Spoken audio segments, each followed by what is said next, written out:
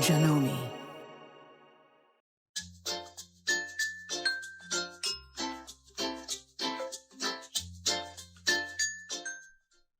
Hi everybody, welcome to my studio. I'm Kimberly Einmo. I'm Janome's national spokesperson, and I'm joining you today for this Facebook Live because August is all about piecing. We are doing a series called Summer Skill Builders, and today's topic is all about that perfect, elusive, scant quarter-inch seam allowance. Now, I've kind of dedicated my life to finding out what it is, defining it, and helping people achieve it on their machines with their presser feet. So there's a lot that goes into that perfect scant quarter-inch seam allowance. And if I was to gather 20 friends together and ask them to show me what their version was, I'd probably get 20 different versions. But today I'm going to define it for you once and for all so that you'll be able to achieve that perfect scant quarter-inch seam allowance on your machine, and it will improve your piecing skills dramatically. So we're going to talk about what it is, and we're going to talk about all the different presser feet, how to make adjustments with those presser feet and on your machine so that you'll be able to duplicate this at home and really improve your piecing skills. I'm excited about sharing this with you because this is kind of the bugaboo for quilters worldwide. And once you get this, it's going to make it so much more fun. So how many of you out there have ever made a block and it was supposed to be unfinished at a certain size, say 9.5 inches unfinished, and you pieced it beautifully, your seams look great, you've pressed it well, you cut everything well, but when you measured at the end, it doesn't quite measure 9.5 inches unfinished. Does that ever happen to you? Well, if it has, that's because you're not sewing with that perfect scant quarter-inch seam allowance. So I've got some blocks here I want to show you, and I'm going to show you the big differences. Take a look. Now here are 3 blocks that look exactly the same.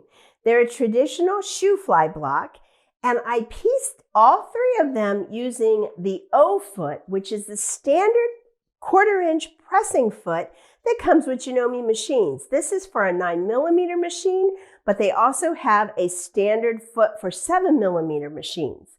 And all the blocks look beautiful, right? They all have their quarter-inch seam allowances left over at the points. All the points are matching. But if you look closely, these blocks actually are vastly different. Look at this first one here. And look where it measures when I finished. It's only 9 1/8 inches square. Now this is supposed to be 9.5 inches unfinished, but this really only comes to 9 1/8. That's because when I used my O foot, I used the default settings on the machine and I used the needle position of 8.3. So on the back, it looks beautiful. The seams look really nice, but that's a full quarter-inch seam allowance. Let's consider the next block. The next block here measures 9 1/4 inches unfinished.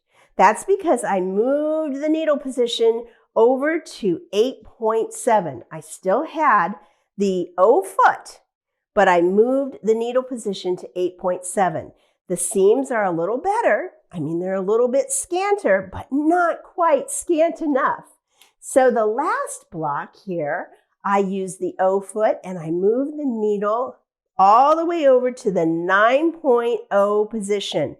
And guess what? It measures exactly 9.5 inches unfinished, just like it's supposed to. So if you compare the backs with these seams, and you compare them to each other, you will see that this is a little chunkier than this one. And if you go all the way over to this one, you'll see that this one is the chunkiest of all. Now, we're only talking millimeters. We're talking just the tiniest little bit. But by moving the the needle position over, it makes a huge difference. Last but not least, I used the HP foot and plate to piece this block, and it measures exactly 9.5 inches, because when you use the HP foot and plate system on the Janome machines that come with this system, it is a perfect scant 1/4 inch seam if you use the right edge of the foot. So let's talk about what this means, and I'm going to show you another picture to help you see exactly what that scant 1/4 inch seam looks like. All right, here's a picture of what it looks like when you have a perfect scant 1/4 inch seam allowance. This is completely the defining moment, and if you can learn this, you will be golden for the rest of time when it comes to piecing and quilting. A full 1/4 inch is right in the center of this 1/4 inch hash mark right here. I have a ruler laying over top of my fabric. A scant 1/4 inch is when the seam is just shy of that hash mark. And if you were to count the fibers in the fabric, it would be exactly 3 fibers shy of the center of that hash mark. So I think Mr. Kim is pretty zoomed in. I think you can actually see it.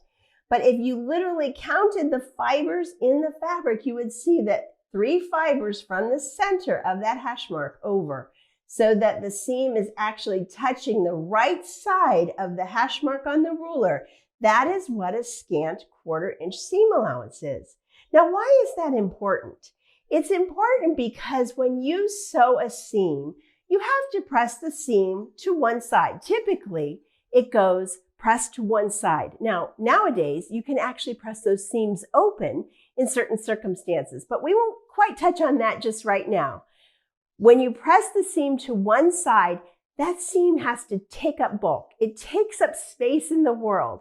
By using a scant 1/4 inch seam as you're piecing, you allow for the bulk that takes up that seam when you press it to one side.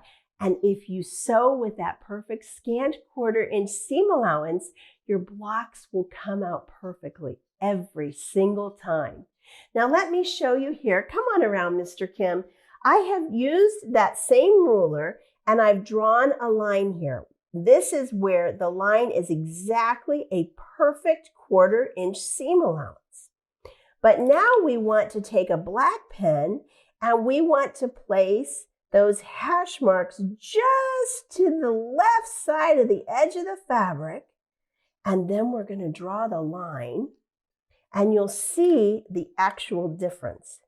So I've already drawn the full 1/4. Here's what the scant 1/4 looks like in comparison. Can you see that? It's just a little shy of that full 1/4 inch seam allowance. Now, ink takes up space, but if we were to get down there, we would actually be able to see it's 3 fibers to the left of the red line. And that's what we want to mimic on our machines when we're sewing our 1/4 inch seam allowances. So, you ready to move over to the machine, and I'll show you how to do it with all the different 1/4 inch presser feet that come with your machine. Now I've done some testing. I like to get into the minutia of everything and figure out the how and the why. And sometimes I feel like if I can explain to you all what it's supposed to look like and why, then it makes more sense. And then you'll know what to do to make adjustments when you're sitting at your machine. But I do encourage you to take some time to literally do some tests with your thread, your fabric, your presser feet, because it's going to make all the world of difference, because everything is so small and tight based on how you see where the edge of the presser foot is, the kind of thread you're using, which, by the way, should always be 50 weight cotton. That's the best for piecing. Any thread that's thicker than that is too thick and will feel like rope in your seams. And anything less than 50 weight probably isn't secure enough or isn't strong enough. So 50 weight cotton thread is optimum for getting these perfect scant 1/4 inch seam allowances. But come here and look at this. what I did, I chose 4 colors of thread and I made a little sample here. I've got I used my O foot for all of this. I used yellow thread with a needle position of 8.0, blue thread for a needle position of 8.3, green thread for a needle position of 8.7, and red thread for a needle position of 9.0.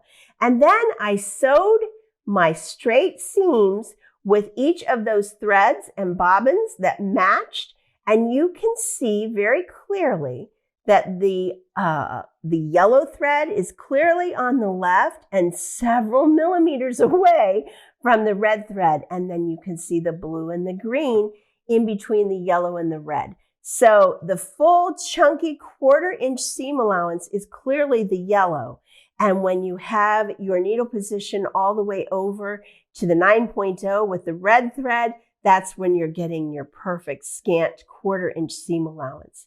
So here again, I've kind of written it out here to show you my red line is exactly the 1/4 inch from the edge. You can see that. And the black line is the scant 1/4 based on using the hash marks on your ruler.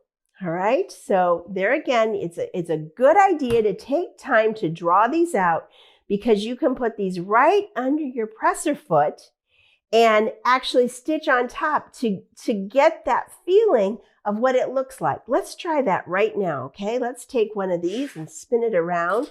I have my O foot on right now because again, that's the 1/4 inch foot that comes with most machines. And what we're going to do is we're going to talk about how to set up your machine so that we can test this 1/4 inch seam allowance. Now, when I showed you about how I stitched those seams by changing the needle position, this is what I did. I had the O foot on, which is what I have right now. And when you use this O foot, which is your 1/4 inch seam allowance, you can't use it with the straight stitch that's right in the center position. So what you would do is go into your decorative stitches and choose your decorative stitch menu and go to quilt. And then the second stitch is this 1/4 inch. You'll see stitch number 2, 1/4 inch. Go ahead and tap that. And the default for this, if we open up this little flyout menu, the default stitches here is the needle position is at 8.3 with a 1.8 stitch length. Now, I'll be honest with you. I think a 1.8 stitch length is too tight. It tends to draw your fabric in because the stitches are so small. I think it's better to increase it to 2.4. I love a 2.4 or even a 2.5 stitch length. That's perfect for piecing. And we'll go ahead and I want you to see that it defaults to 8.3. Now that's that full 1/4 inch seam allowance. It's really not the scant seam allowance. So what we can do here is when we close this window is we can go over here and we can increase the needle position. Remember I said I started with yellow at 8.0. Well, that moves it to the left, which makes it even chunkier. And then I did the next thread color at 8.3. I then moved the needle position to 8.7. And then finally, with my red thread, I went to 9.0. That moves the needle position to the farthest right that you can go for this stitch. And this is where I found that I got the most perfect scant 1/4 inch seam allowance. Now, the truth is you're going to have to take some time to test this yourself because for you, you'll find a sweet spot. For some of you, that 9.0 stitch position or that needle position will be too far to the right. So the sweet spot is going to be somewhere between 8.7 and 9.0. And I want you to test this. You're going to take some time to literally draw your line on some stabilized fabric. Use your ruler, use a Sharpie or some very fine point marking utensil. I used a friction pen. And I marked my lines with the full quarter and then also with that scant 1/4 inch seam allowance. For some of you, the 8.7 needle position will be just perfect. Some of you will choose 8.8 or 8.9. The point is you need to test these and try it with your presser feet so that you can see where the sweet spot is for you personally. So I'm going to move this up to 9.0 because that's where my sweet spot is with this particular foot. And we're going to go ahead and stitch this seam and I'll show you what it looks like. Whoops, let's lower the presser foot there. And here it is. Now, make adjustments.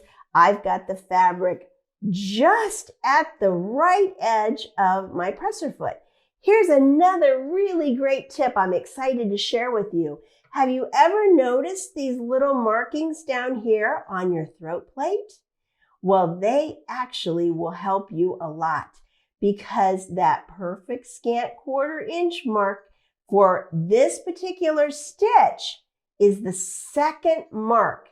And you can line your fabric up not only with the right edge of your presser foot, but you can align it with that second mark right there.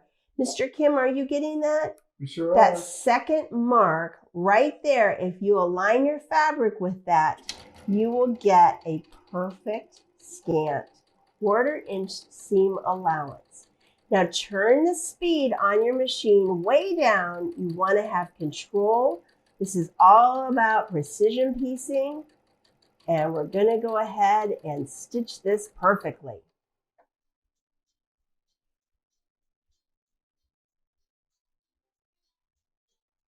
So I just finished stitching using my O foot with the right edge of the foot against the right edge of the fabric.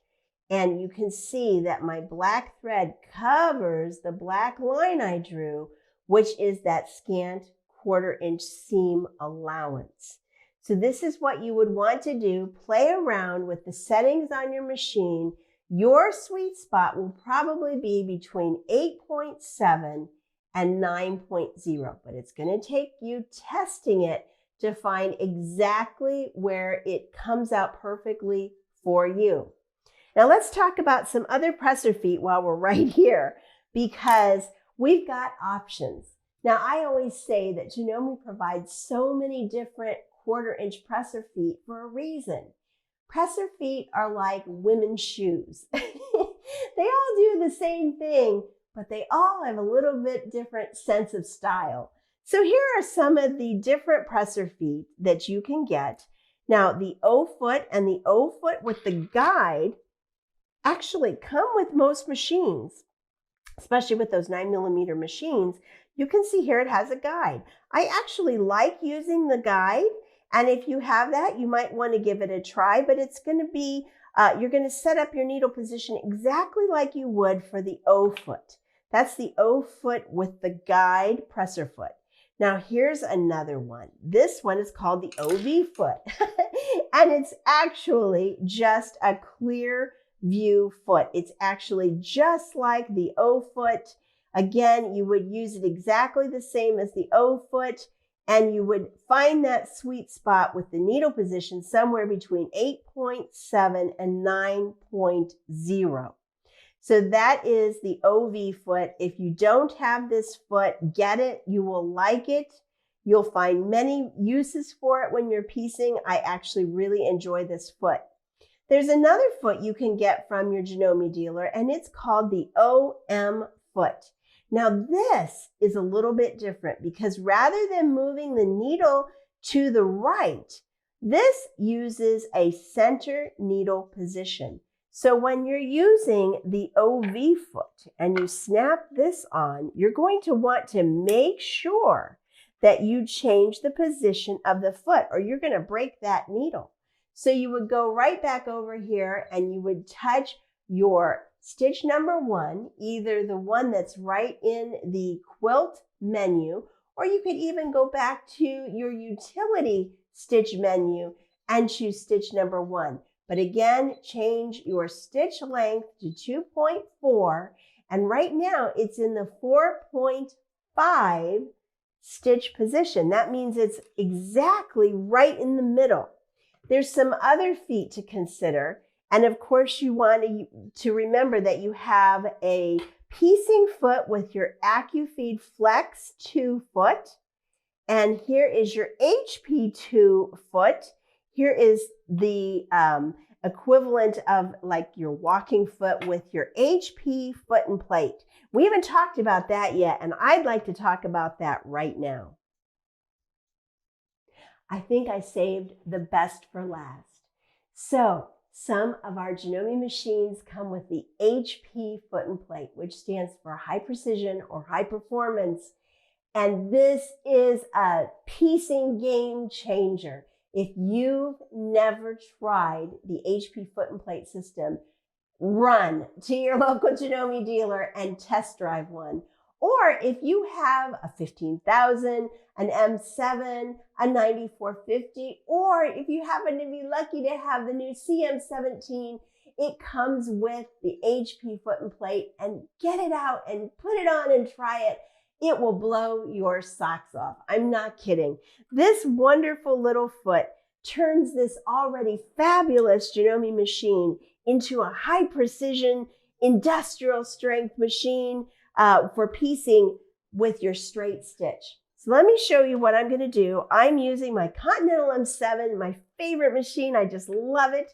And what we're going to do is we're going to lock the machine, and we're going to switch out the plate, because this is the HP plate that goes with this HP foot. And all we do is touch that little button, and it raises that throat plate up, and then you can just drop your HP plate right in there. It snaps right in. Easiest way to change a throat plate I've ever seen. And then we're going to go ahead and we're going to take this ankle and foot off, and we're going to put the HP foot on. Oops, I've got a little thread cut there. I better cut that off. Here we go. And we're going to put this right on and tighten it down. Now, what happens when you put the HP throat plate in there is it takes the whole carriage. The machine is very smart, and it moves the whole carriage to the left, and it aligns it over the left feed dogs. So it's going to be using the left feed dogs so that when you use the right edge of the foot, you're going to be sewing with that perfect scant 1/4 inch seam allowance. Now that I've put in the HP throat plate and the HP foot, you can see here I've got another stabilized piece of fabric where I've drawn the red line, which is your full 1/4 inch, and I have the black line, which is the scant 1/4 inch seam allowance. Now, when we lower the presser foot here, and it lines up exactly with the right edge of the HP presser foot, now you'll see that we have that little hash mark right down here in the throat plate. That's where you're going to want to kind of eyeball the fabric to keep it aligned, and then let the feed dogs and the presser foot do the work. Let's go ahead and stitch that, and we're going to get a perfect scant 1/4 inch seam allowance.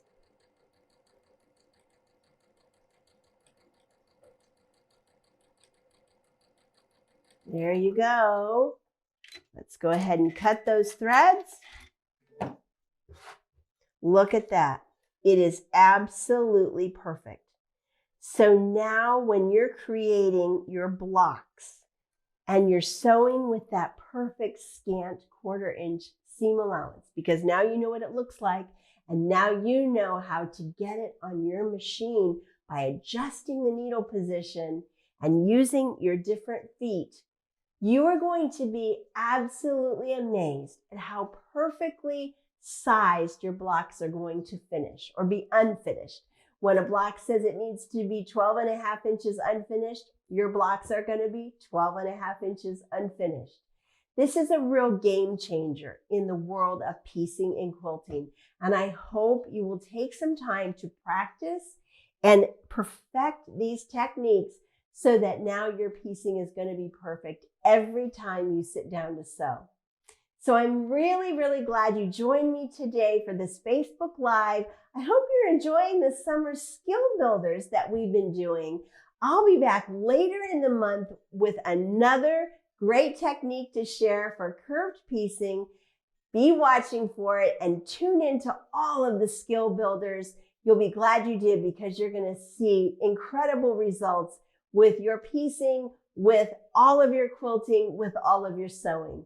Thank you so much for being here. I'm thrilled that you joined me, and I'll see you next time.